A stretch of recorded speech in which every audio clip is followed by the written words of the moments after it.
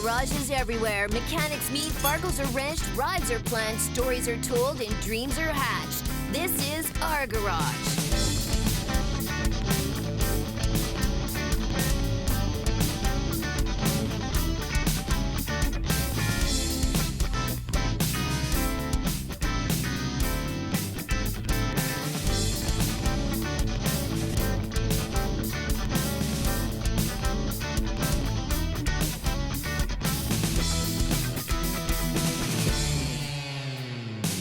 Welcome to Farkle Garage. I'm Kim Rock. Over here, Mr. Harley-Davidson Canadian Motorcycle Hall of Famer Steve Drain, Vancouver Island Safety Council instructor Dar Duncan, and long distance rider Clive Ironbutt Brown. And over my shoulder, Ken Mason and the Farkle Garage Band. On today's show, Steve builds us a peashooter from the ground up, literally. Pro rider Dar hits the cones with the Vancouver Island Safety Council, and Clive rides down memory lane with Bev and Fanny B. Coming up on this episode of Farkle Garage.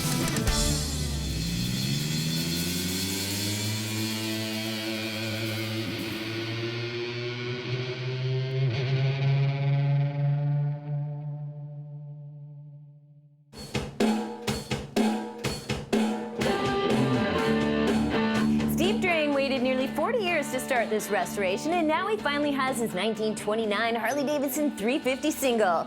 Steve brings us a story of a guy who's restoring a bike Steve first saw as a kid. The work's begun, and you'll never guess where the tranny came from. But before we do that, Dar and I rode in this year's Canadian Women's Ride Day, and Steve was there to send the ladies off. Greer Stewart, owner of West Coast Roar, was kind enough to share this awesome ride segment. Check this out. Good morning, riders. How are you today? Welcome to the Canadian Women's Ride Day. And from what I understand, the ride started in 2013, had about 50 participants at that time, and last year about 100 participants. And I look out today, and I can see that the ride is gaining momentum, getting bigger, well organized, fantastic. This is my first big ride. I ride for the wind in my hair. Fantastic energy. And I ride for the freedom. Makes a free feeling. Freedom. Freedom. Yeah. Feeling good. And it's fun.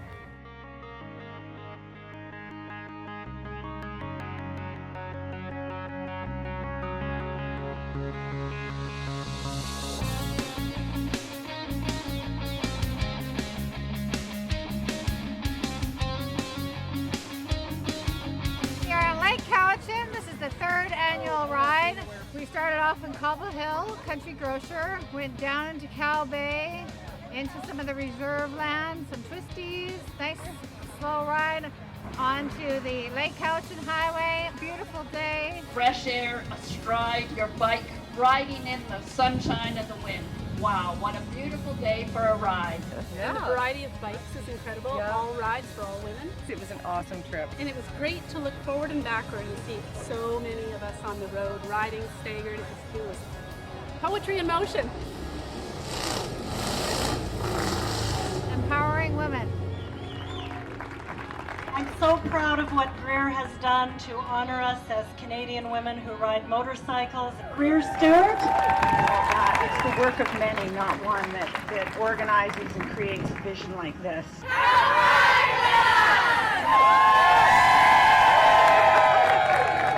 Great Canadian Women's Ride Day, baby! Wow, it's so amazing to be part of 120 women riders. Canadian Women's Ride Day happens every year on the third Sunday of July. And guys, there's a ride for you too. Hope we see you next year. We'll keep you posted. So Steve, your 1929 Harley, you had to do some digging to find parts. Yeah, it's true. You know, actually, I didn't do the digging. My friend did. And he was digging in his garden, and he thought he hit what was a rock with his shovel, and it turned out to be a transmission. Out of an old Harley-Davidson motorcycle, and he brought it into me when I was working in the shop about 30 years ago. And sure enough, the one that came out of the garden was the transmission for the 29. See, that's what happens when you plant something in the garden and water it. You grow dirt by it. That's right. That's where bikes come from, then. That's right. Water it and it will grow. That's right. Yeah, the old 350 peashooter with the garden transmission. That's just amazing. Unbelievable. So you have a future in archaeology. I wonder what else is buried in that garden. Shovels down. Let's have a look. My good friend Ray Prince really is Langford's artist on two wheels. I like restoring them and I like riding them. His medium, metal and chrome. When you look at a Harley-Davidson, motorcycle frame is like the picture frame, and the engine sticks out. That is the subject. Ray's garage is his gallery, a collection of relics nearly lost to rust and time. It strikes a chord inside you. To me, it's like a piece of rolling art. Rock a little bit. He spent nearly 50 years around ships, but even the Navy couldn't keep this craftsman away from his lifelong obsession. We'd be going on deployments in the spring. We'd go to the Caribbean for about 3-4 months. Is that gonna work? I'd take 1 or 2 frames on there and do all the body work and everything on them, so when I got back, I was ready to roll. So. And then this would go on here. Ray's retired now. His garage, his folk soul.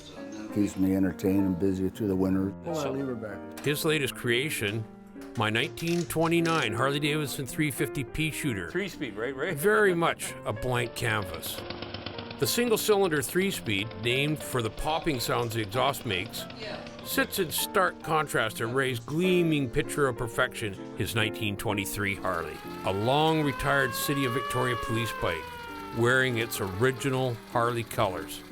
One of Ray's many love affairs with nostalgia. It took me about 5 years to restore the bike and another year to restore the sidecar. 2 years longer than Michelangelo's ceiling restoration, I might add. Okay, they're going to be able to save this. I was a teenage mechanic when I first laid eyes on this 350 at a friend's house. I'd never seen one of these, and I marveled at it. It was all apart. A pretty little motor, isn't it? Yeah. I asked if he would sell it to me, and he said no. Here it is 40 years later. My phone rings, and now I own it. Next thing you know, I'm sitting there admiring my pile of rust, which was once a gleaming 350 single. One of roughly 100 left in the world. You got a lot of work ahead of you. Ray and I went to work. But replacement parts are tough to find, and the transmission was trashed. But fate would smile again. 40 years ago, I look at this bike, and I end up getting it. 35 years ago, a guy leaves the transmission that fits that bike on my bench, unearthed by a fellow biker and avid gardener. He was digging away with a shovel and clank. He hits this thing and he thinks it's a boulder, and he digs down and here it is, a transmission. He had no idea how it got there, and no other parts were found. Just a transmission buried in a guy's garden. Kind of weird. But I thought one day I'm going to have a use for this. That day finally came. And you still had all the dirt in it. You could at least power wash it, Steve, or hosed it off.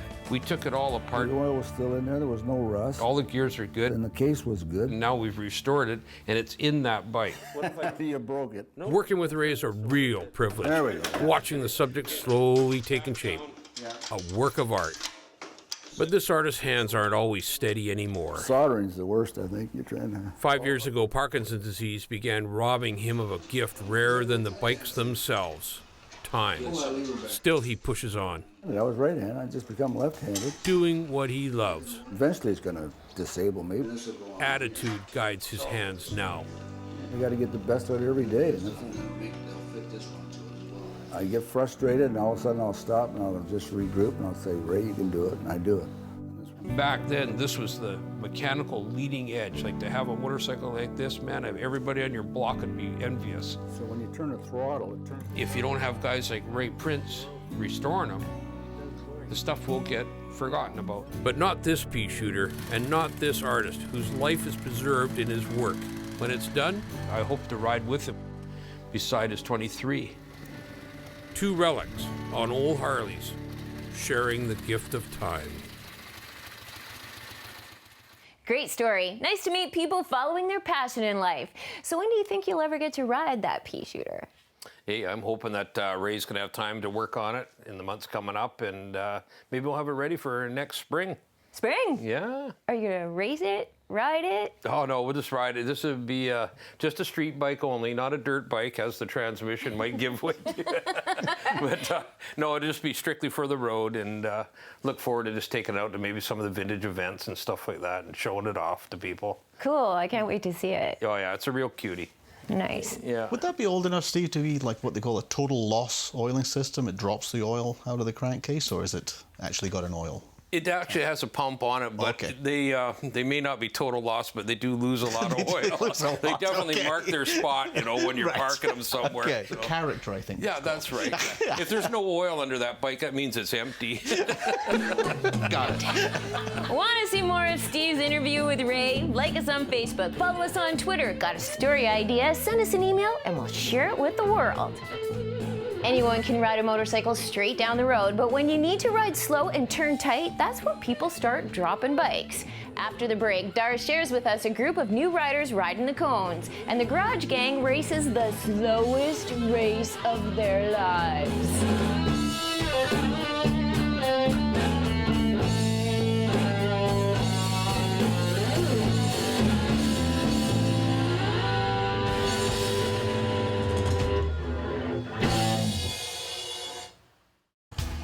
They train over 400 new riders a year. We work in steps. Novices start here. Day 4 for us. How to get on the motorcycle. The basics. Learning about all the controls. Gotta be confident about it. Our first day is slow speed riding. High-speed stuff, accident avoidance. The Vancouver Island Safety Council, 25 instructors training riders over 35 years. Experienced riders learn to correct bad habits. Poor lane position is one. Following too close. New riders learn confidence. I feel like I had a good amount of knowledge coming in, but you learn a lot more. I have learned so much. I feel like I needed the extra training. I've never been on a bike before this. All share a common bond. Freedom. Yeah, just like total The freedom. lure of two wheels. The number of riders on the road is increasing. However, ICBC stats suggest that the number of crashes has stayed about the same. Professional training appears to be working. That was better. If you know what you're doing and you ride in the proper lane position, you give yourself distance. I don't believe it's really any more dangerous than a car. But bikes offer little protection in a crash. What we try to teach is let's not get into that situation where that's going to happen. The course emphasizes proper riding gear. Instructors prepare riders for ICBC testing and promote ongoing training. I have other transportation, but this is more fun. Time to do what I want to do. Motorcycle training, safety, and confidence at the twist of a throttle. Go!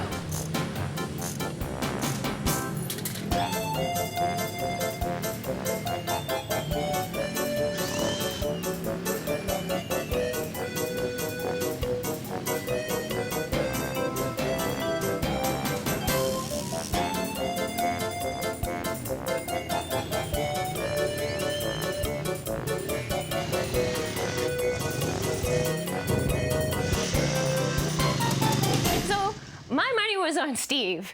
Sorry, I let you down. What the heck? Just having a bit of a tranny problem or something, you know? Like, I don't know. What happened there? That was a lot harder than I anticipated. Well, I knew I was going to lose. I'm on the Ducati. But so were you, Clive. Yeah, so did you get it. He brought in a ringer bike. He didn't ride his regular bike. It was the tallest bike in the group. Yeah, but that was like new. You just bought that, right? You bought that to fix this a couple race. months ago. Just for this race. Yeah. You guys. How many times have you been doing this out in the parking lot? You guys did air down your tires, right? Oh, yeah. Oh, come on. Oh, yeah. Here you go. Thank you. Now you're buying the beer. You're buying the beer. You're buying the beer. You're buying Okay. All right. Moving on. Vancouver Island Safety Council, DAR. How important is it to ride by learning from professionals as opposed to learning from your buddies? When you're learning from someone who may have been riding for a long time, they may give you their habits. And instructors, we have no emotional attachment to you.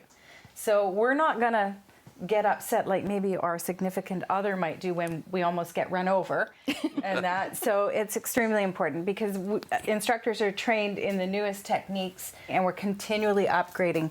So it's really important to take professional training. Gives you a good solid basis. Yeah, kind of the foundation. Like anything, you got to get the foundation right. Yeah. And then it grows from there. Because most untrained riders, if they're not getting the foundation, then you see the mistakes out in traffic, and when they're riding, they can't corner, and we all know that riding is about corners and twisties. My friends from Alberta might disagree, but... Well, it's kind of flat there, so you got to kind of make your own corners, a little weaver and a bobbin. But it's extremely important to get that really good, strong foundation.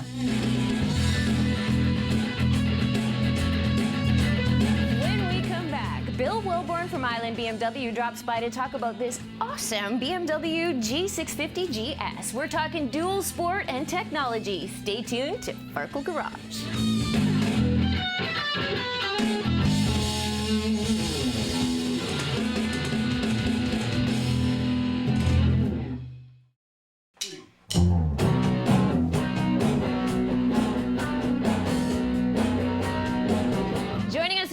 Bill Wilborn from Island BMW. Bill, welcome to Farkle Garage. Hey, thanks, Kim. Yeah, thanks for having me. So this bike is built for the best of both worlds, both on and off the road. Yeah, this is a 650 GS, the BMW, of course. Single cylinder, nice and light, does everything. The commuter, the tourer, the off-road, gravel roads, you know, it does it all. So. And I got to ride it. Yeah, Dara got to ride it, yeah. I'm just sitting here, Bill. I noticed that it's got an ABS switch. So it's got ABS and you can turn it off for off-road? Yeah, so it's ABS, what you want on the road, and then switchable ABS off, what you turn off when you're off-road. Do you find more women are buying this style of bike? No, all riders, you know, experienced riders and new riders, and yeah, it's even gender. This is a factory low chassis, so this one's actually lower than the regular 650 GS, so it does, you know, fit well on most people. So yeah, it's a great bike. Can you buy all the touring accessories for it, the saddlebags and top box and stuff? Yeah, BMW luggage racks, the luggage bags that come off. You know, the fuel's under the seat. You see there, so the center of gravity's nice and low. So it's, yeah, easy to ride. Yeah, yeah. How many miles per gallon does it get? This gets 74 miles per gallon. So you guys are showing your age. yeah. How many liters per 100 kilometers? Okay. Who cares? As long as it goes. And you're showing your iron butt. Yeah, 90% of the roads on Vancouver Island are not paved. I'm missing out big time. Yeah, so the secondary logging roads is huge here, and that's why the GS series is so popular on the island. It's our #1 seller for sure. Wow. Okay. Thanks, Bill. On our next episode, Dar puts this BMW through the paces, learning to ride off-road with advanced rider training on their course outside Duncan. Up next, Clive meets a guy who's owned hundreds of bikes, but to this collector, his favorite isn't the most valuable. It's the one that's dearest to his heart. The one he thought he'd never see again, Fanny B.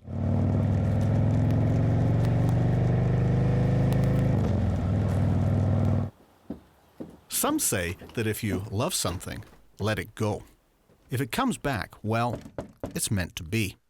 Turns out, Bevan Gore Langton knows this all too well. Hey, Clive. Good to see you. Glad to meet you. I'll put a cup of tea on. Come on in. That'd be great. I brought the scones.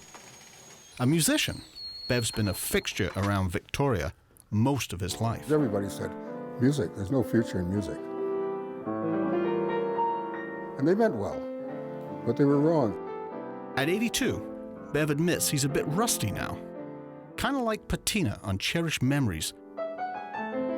But his future, he says, turned out well indeed. Over the years, I've been able to build up a reasonable collection of motorcycles. I love living with them. Bev's life began on two wheels. And of course, I would dream about being able to twist a throttle or push a lever. That dream came true at 15. A gift from his mother. She bought me a Norman autocycle. He's owned hundreds of bikes since then, but none dearer than the Fanny B. It's not really a valuable bike, but it's a treasure to me. A treasure that shaped who he is. The bike that carried him and lifelong friend David Watson Good old Dave. on a wide-eyed adventure across post-war Europe. A treasure lost and found. Some memories in this box, Bev. Quite a few memories. Wow, that's... Now there's Dave and I leaving Hampstead. Beginning of the trip. Bev, Dave and their new 1953 Francis Barnett, Fanny B, left Coventry, England, where she was born. Everything about it was just right. They worked their way across Europe. Bev recounted story after story, the time they mistakenly put diesel into Fanny B. So Dave and I pushed up the hill. We got racing Germans on the Autobahn. We get past them, and I had the bike full open. All of a sudden, bang, the spark plug would foul. So I stopped and burned myself. By that time, they'd passed us again. Being interrogated by German soldiers at gunpoint. The guy was kind of rough. He's almost pulled me off the bike. By that time, they had my bike stripped all over the road. Bev says they were looking for smugglers, But once they found out the boys were from BC, they let them go. Saw us off with smiles. Oh, right. Yeah. So a happy ending to It the was a story. very, very happy ending, It yes. sounds to me like Fanny B seems to attract good endings. It does. It has a personality of some sort. It wouldn't have gone so well without the Barnett. All too soon, their journey was over. It took my friend and I all over Europe without any problems at all. You tell me one other motorcycle that would have done that. Regretfully, when they returned home, the trio split. You ended up selling. Yes, well, you see, I thought I needed a car, and I had a girlfriend.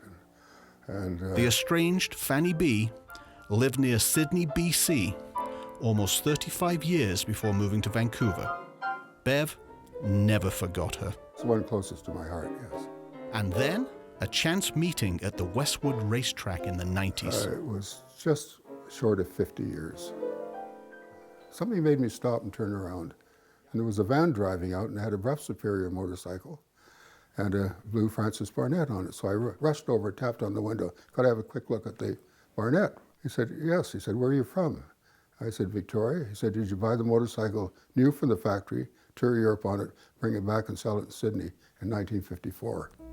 I said, yes. He said, that's your bike. Wow. Just like that. How about that? So that's what it's meant for you. Fanny B came back. Stay a while. Sharing my loneliness. It was meant to be. And dance for me. And so we did some trading. I gave him some cash. Amazingly, she's mostly authentic. You probably won't believe this. It's still on its original tires. This is your way for a smile with a radio. Bev showed me dozens of bikes that day. I'm down to about 35, 40 bikes now, I think. Down to. Yeah, it's terrible, terrible. Most tell the story. Actually, Would that be a magazine from the era? There it is. There it is. Look at that. But Fanny B has a soul. That takes me back 60 years. I'll bet. Now the years pass, but together, it's not the same. I think motorcycles are wonderful. Yeah, absolutely. Doesn't matter what those two wheels are. It doesn't matter what those two wheels. I agree. But Fanny B's return does matter, for she is a testament to youth. You know, I get just as much a kick out of it now as I did at that time. It's like a good friend. Of course, it brings back memories of my good friend Dave. And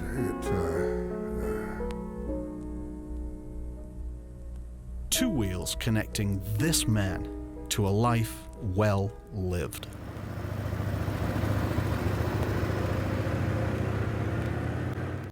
Such a lovely guy. Oh, amazing. Bev gave me a new goal in life, that when I hopefully get to his age, that I can have the same passion and love of motorcycles still, and the ability to ride them on a daily basis. Yeah. He's a fabulous guy. I think we're all hoping to get there for long moto life and enjoying the freedom. Yeah. Looked like he had a pretty good selection of different motorcycles in his collection there, Clive. Yeah. Oh, yeah, very, very amazing collection of motorcycles. I love the piano when he was playing the piano. Like, that was so beautiful. Yeah, he's talented in many areas. Yeah. And a true gentleman. Yeah. He's a legitimate, real gentleman. And the just the fact that he found his first moto love, like, that's just amazing. Yeah, yeah. I mean, a lot of people, as I've told about the story, just, yeah, right. They say, that's just TV land, right? No. No, that's real. That actually that's happened. So rare, though. Yeah, like, yeah, it is hard to believe. See, when the camera zeroed in on the Fanny B and it said it's on, and Bevan says those are the original tires on that bike. Yeah, I mean, they are the original tires, like right from the factory when they picked it up at the factory. Those are the tires. He said, yeah, I patched them a few times. Yeah, that's just amazing. Yeah, wow. Want to see more of Clive's interview with Bev? Like us on Facebook, follow us on Twitter, guide an event, send us an email. We hope you enjoyed hanging out with us at Farkle Garage. Remember, you don't stop riding because you get old. You get old because you stop riding. Keep the rubber on the road and those Farkles off the pavement. Later, bitches.